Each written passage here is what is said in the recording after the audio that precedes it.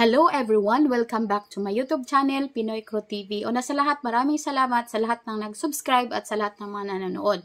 Ang ating pag-usapan ngayon ay tungkol sa Israel naman tayo. Papunta tayo dun. Kasi hanggang ngayon hindi pa sila natatapos. Mahirap nga naman. Ang mga taga-Israel ay nahihirapan talaga sila kung paano nila makukuha or ma-eliminate ang Hamas. Dahil yun na nga, maraming mga civilians doon at ang Israel ay tumatanggap na sila ng sangkatutak na mga demonstration around the world. At ang Pilipinas nga, ang iba sa ating mga kababayan ay nakisali na rin sila at nagkaroon din sila ng kanilang rally na sila ay pumapanig sa Palestine. So, hindi natin alam kung sa Palestine ba sila pumapanig o sa Hamas. Okay, so, ang pag-usapan natin ngayon, bakit matagal at hindi pa matapos-tapos mag-iisang buwan na ngayong November 7, simula nung nag-retaliate sa Gaza sa mga Hamas. So, bakit nga ba nahihirapan ang Israel na pulbus na nga, pero hindi maubos-ubos ang Hamas na kanilang kaaway o teroristang Hamas. So, hindi nila ito maubos-ubos dahil sa ito. Okay, so kung nakikita nyo dyan, yan ay isang picture na parang si Spider-Man ba yan? Or hindi, Hamas yan siya.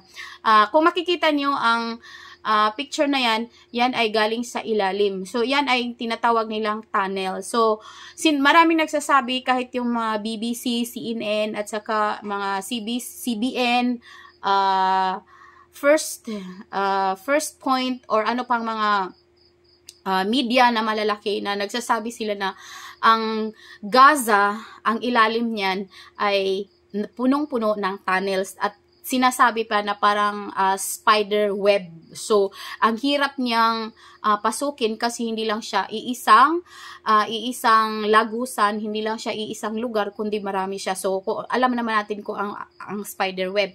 So, kung makikita niyo, ayan, merong hagdanan at saka meron siyang mga butas-butas.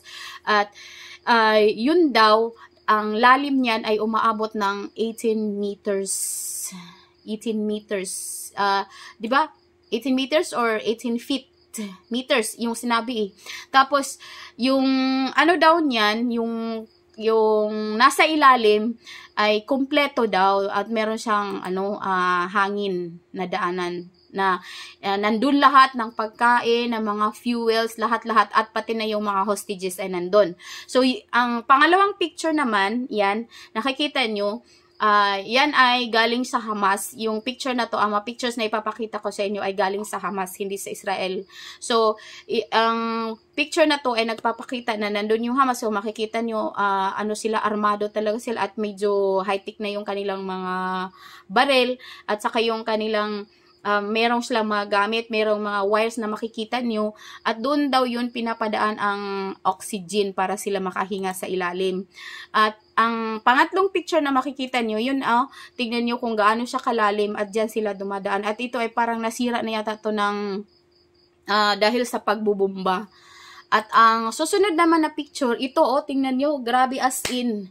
Hindi lang tao ang pwedeng magkasya, pati pa sasakyan. So kung aware kayo sa mga videos at sa mga pictures na nakita doon sa Israel nung sila ay sumalakay, ang Hamas, makikita nyo na halos lahat ng kanilang ginamit ay mga pick-up trucks, yung mga puti. So, yung asawa ko nagtatanong siya, bakit daw pick-up trucks? Sabi ko, syempre, maraming pwedeng isakay, maraming pwedeng ikarga. So, yung mga baril nila, mga grenades or whatever, mga bobby traps, doon nila inilagay. So, magtatanong tayo, bakit sila nakapag-build ng ganyan? Kasi nga, ito ang ginagamit nila para sila mag-imbak ng mga baril, ng mga pagkain sa ilalim, para hindi sila madaling matunton ng mga Israeli soldiers ng IDF, para hindi sila madaling matugis o makita. So, yung sa ibabaw, yung sa taas, sa ibabaw ng Gaza, doon ang mga civilians. Sila naman ay nasa ilalim. Nandun ang kanilang government na doon sila gumagawa ng mga plano, paano sila mag-risback sa Israel, paano sila pumatay or whatever na mga hindi magandang mga gawain. So, ito naman ay isang picture, makikita nyo, kumbaga, kapag ikay nasa loob ng tunnel, komportable ka rin doon kasi may mga light, so hindi siya madilim. Kaya nga, kailangan ng fuel. Kung maalala niyo, laging binabalita na wala ng pagkain, wala ng tubig, wala ng fuel, pero sa ilalim daw nila, dyan ay kompleto, walang kulang. Kasi yung mga bigay daw na galing sa EU, sa USA, or sa UN, hindi na pupunta lahat doon sa mga civilians, kundi dyan, dahil sa ginagawan lang mga tunnels. Kasi wala nga naman silang pwedeng daanan, wala silang pwedeng pagtaguan, di sa ilalim na lang ng lupa. So, ang ilalim ng lupa ay hindi lang para sa mga patay, hindi para rin sa mga buhay. So, napakahirap, no? Sana magkaroon na lang ng peace, mag-peace na lang sila. Okay, so, meron akong ipaparinig sa inyo na isang conversation, ay hindi, balita pala to, voice lang, so ito siya. זאת גם מן הקרקע. מאחר שאין אפשרות לטפל רק... ano siya, tawag nito? Hebrew. So, hindi na lang kasi, hindi naman natin maintindihan at hindi ko rin naman mabasa. So, basta ang sinasabi sa video, na yun na nga, natunton ng mga IDF yung kanilang tunnels noong 2013 pa. At noong 2013 ay hindi pa siya gaanong maganda yung mga tunnels nila.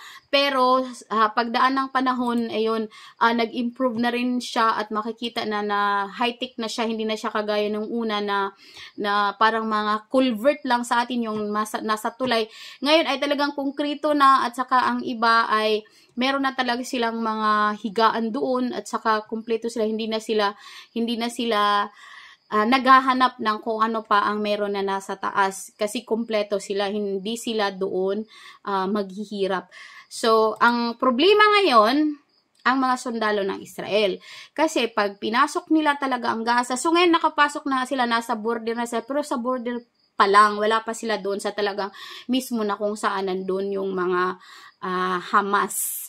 So, may hirapan sila, so hindi natin alam kung ilan ang mamamatay, syempre. So, ipag-wish na lang natin na sana umabot sa isipan ng Israeli government at saka ng Hamas leadership na mga pangulo na sana magkaisa na lang sila para alang-alang sa mga civilians kasi nga ang mga civilians ang siyang nasasaktan talaga as in super.